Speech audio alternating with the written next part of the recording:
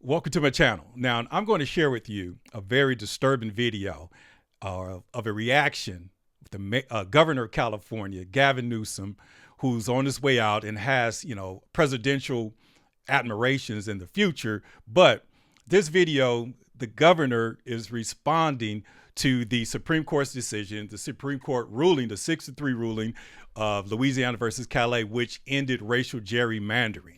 Now, Governor Newsom, says some things that's very disheartening. So I'm going to let you hear it for yourself, give some commentary and respond to it and give you some receipts because God's people shall not perish due to the lack of knowledge. So check this video out. I'm going to play it to its entirety, and then I'm going to go ahead and give you the receipts like always. So check it out. What's the reaction to activities in the country since This is Jim Crow 2.0. It's sick. Stone cold racism in a scale I never thought I'd see in my lifetime. Never have seen in my lifetime. It's all happening. Bring us back to a pre-1960s world. It's jaw-dropping what's happening. It was jaw-dropping what Governor Landry did. He suspended a primary election where tens of thousands of people had already voted. Why? To redistrict 2 districts to eliminate black representation. I can't believe that we're experiencing this. My parents talked to me about this. I said, well, thank God it's not going to happen on my lifetime. And it's happening in real time. Anti-woke is anti-black. All these attacks on DEI, it's anti-black. Level of racism is sick. Rewriting history, censoring historical fact. Number of African Americans have been eliminated from key positions and posts. The Pentagon and elsewhere, it's sick. It's happening in the United States of America in the open. And it needs to be called out. So forgive me for reacting this way. And I feel a deep responsibility to do something about this. Nothing to do with me as governor, just as a human being. This is not why our founding fathers lived and died. It was about the expansion of liberty, expansion of freedom, including more and more people. And we're seeing exactly the opposite take shape under this administration. Can you believe this coon? Think about it. Now that's coon. Now, I can say it. Sometimes, I go through my timeline and individuals calling me coon and Sambo. No, this is coonery right here at the highest level. The governor, either he just don't know, or he's just ignorant, or he's playing the game. Because when he mentioned wokeness and all that, that has nothing to do with anti-black. Because we know without a shadow of a doubt that President Lyndon Baines Johnson used the black race to bring in everything else other than helping out the black race. I'll give you $100,000 if you could tell me any meaningful legislation that the Congress has passed since the Civil Rights Acts or the Voting Rights Acts of 1965. Tell me that. But I could tell you how they advanced women's live movement, women's rights, the LGBTQ elemental P community, the rights of those. But how do you say that being woke is black? That has nothing to do with it, because every individual that I see that's woke is either a white Karen or a white trans person or somebody that's trying to, just push their own narrative and their own agenda. But like I said, as an optimist person, this is a blessing in disguise. So let's go ahead and listen to it again. And then I'm going to go ahead and, chime in, give my opinion. So I'm giving a reaction to the Governor Newsom talking about this is Jim Crow 2.0. Let's go. He said, what is your reaction to the redistricting of Jim Crow? That was the question. This is Jim Crow 2.0. Jim Crow 2.0. Sick. Stone cold racism in a Stone cold racism. scale I never thought I'd see in my lifetime. Never have. We still got the right to vote, but let's go. I've seen in my lifetime. It's all happening. Bring us back to a pre-1960s world. He said, bringing us back to pre-1960s world. Think about that. Okay, let's look at Jim Crow. Let's look at Jim Crow. Now, the term Jim Crow refers to the state and local laws enforce racial segregation in the United States, mainly in the South, from the late 1800s through the 1960s. The name Jim Crow came from a racist minstrel show character used to mock black people. Okay, black Americans. What did the Jim Crow laws do? Now, these laws separated black and white Americans in nearly every part of public life. Did the Supreme Court ruling, is that separating blacks and whites? Okay. And I would think that coming together would be a good thing. But look at the places that we were segregated. Okay, schools, restaurants, buses and trains, drinking fountains, hospitals, parks, housing, voting, and marriage, to name a few. Now, the ideal was called separate but equal, but black facilities were almost always worse. So this is literally a blessing in disguise, because now the separate but equal, gives us an opportunity to focus on our communities and not be allowed to deal with these Dixiecrats. And I'm going to say these Dixiecrats because today's Democrat is a dressed up Dixiecrat. We all know that the Southern Poverty Law Center, recently, got a, federally indicted from funding hate, funding racism by giving money to, the KKK, white supremacist organizations to basically, kick up some dust so we can actually continue to use race and segregation. So when the governor says this is basically, like he's it's a con game. Okay, they're trying to appease and play to the lowest of the lowest vibrations because, like I said, this truly is a blessing in the skies. Now, the Voting Rights Acts of 1965 basically prohibited. Let's give you the receipts. Now, the overview. Now, the Voting Rights Act of 1865 is a landmark federal law signed by Lyndon Baines Johnson, which was employed to keep us niggas voting Democratic for the next 200 years, in which he's on record saying that, prohibits racial discrimination in voting. Okay, prohibits racial discrimination in voting. Now, look at the parallels. The Supreme Court's decision was to end racial gerrymandering. So, like I said, and this is the ruling and the reason why, they basically turned out the way that it is. So when you really have to pay attention to the Supreme Court ruling, which prohibits racial gerrymandering, meaning, it basically, you cannot cook the books, you cannot draw the maps based on race. And the governor is so hypocritical, because here in the state of California, we had a special election. We had a special election with one thing on the ballot because they wanted to pass Proposition 50. Okay, and Prop 50, let me see here, did I put in Prop 50? Yes, I did. And basically Proposition 50 was a statewide ballot. And it was the only thing that we went in to vote for was on the statewide ballot November of this past year of 2025 that temporarily changed how congressional districts are drawn. Okay, now the Supreme Court ruling ended racial gerrymandering because that was the reaction to this. Now, Prop 50. Before Prop 50, California congressional maps were drawn by an independent California Citizens Redistricting Commission. I'm going to say that again. California's congressional maps were drawn by the independent California Citizens Redistricting Commission.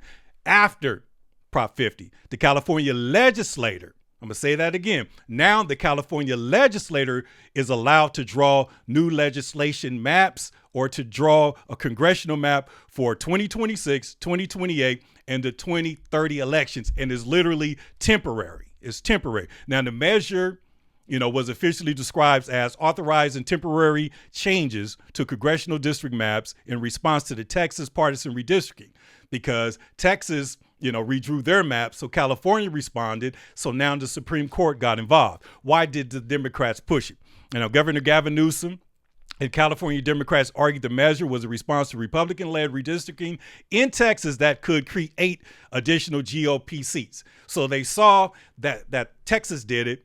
So now it's tit for tat, but it's a game of chess, not checkers. So the Republicans made a move, California made a move, and boom, the Supreme Court got involved. But look at the maps that California, put together. And you tell me if this isn't racial gerrymandering. Okay, you see it behind me. Now, the existing, okay, right here, you see you got red all the way from the Oregon border, going all the way down through Kern County, throwing all the way down to the south, going all the way down to the Nevada, Arizona border, and then some even in San Diego County. But now the proposed one, this one right here, you see that? That's the proposed. Okay. And I mean, that's the game that they play. So now that the Republicans responded, okay, and got the Supreme Court involved. And the Supreme Court literally ended racial gerrymandering. And now you got the governor of California tripping. Okay. It's like they beat you at your own game, bro. Okay. It's jaw-dropping what's happened. It was jaw-dropping what Governor Landry did. He suspended a primary election where tens of thousands of people had already voted. Why? To redistrict 2 districts to eliminate black representation. I can't believe that we're experiencing this.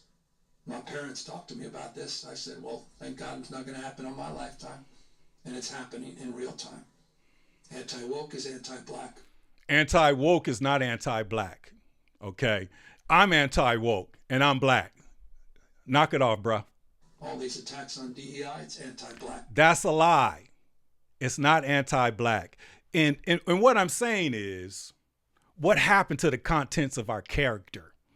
You know, this man is acting like, you know, we're not educated, we're not talented.